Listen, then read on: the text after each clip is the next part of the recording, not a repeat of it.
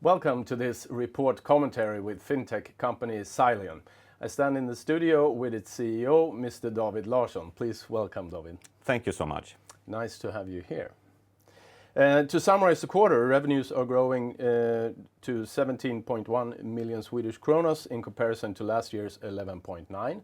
EBITDA continues to be negative, but slightly less so, with 4.8 million Swedish kronos. Are you satisfied with this quarter, David? Very much so. Also proud. We achieved one of our strategic goals, which is launching the Buy Now Pay Later SaaS platform, slightly before time, actually. How was that possible?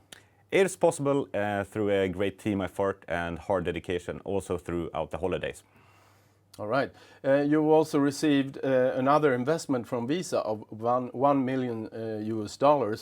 What will Visa get in return from this investment?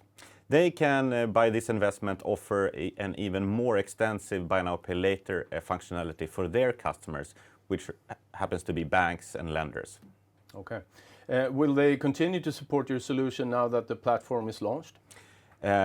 Now the investment that was announced in Q4 is for what we call the solutions on top of the platform, which in practice is additional services and functionality.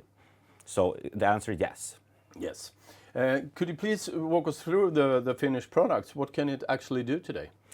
The product consists of a platform which can be described as a core banking system specialized for Buy Now Pay Later. Buy Now Pay Later gets really complex quite fast, and our platform can manage that, as well as manage all type of transactions in multiple countries, in multiple currencies, and scale up and handle load in a very, very effective way. That is what got launched now in January, mid-January.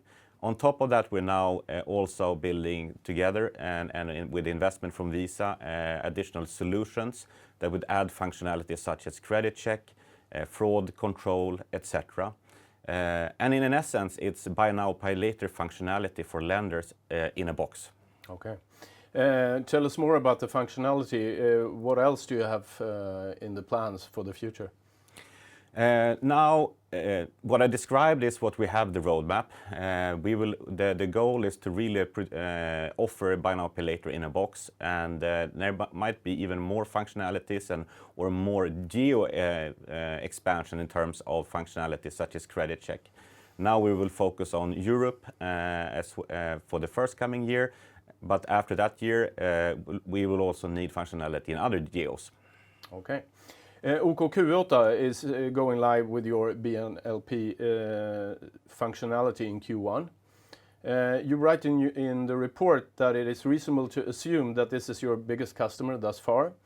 Do you expect negotiations with new customers to change with them as your customer?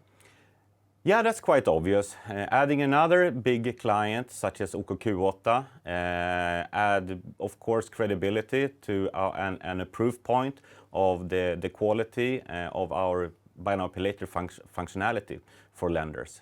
So, yes. You also made an agreement with Hungarian company Paysome. Is this the kind of international customers that we can expect in the future? Yes, it is. One of our strategic goals is to have more than 50% of revenues coming from outside the Nordics. Now we see that goal is most likely conservative. It will be more than 50%. So the dialogues we have today, I would say about 70% of the potential customers are outside the Nordics. Okay. And finally, what can investors look out for in 2023? I'm sure the investors are interested in seeing new customers signed, which will happen from Q2 and onwards. I'm also sure that investors are interested to see revenue streams coming from Buy Now Pay Later SaaS, which is expected to come in the second half of 2023. David Larson, I wish you and the company best of luck going forward, and thank you for being here. Thank you so much.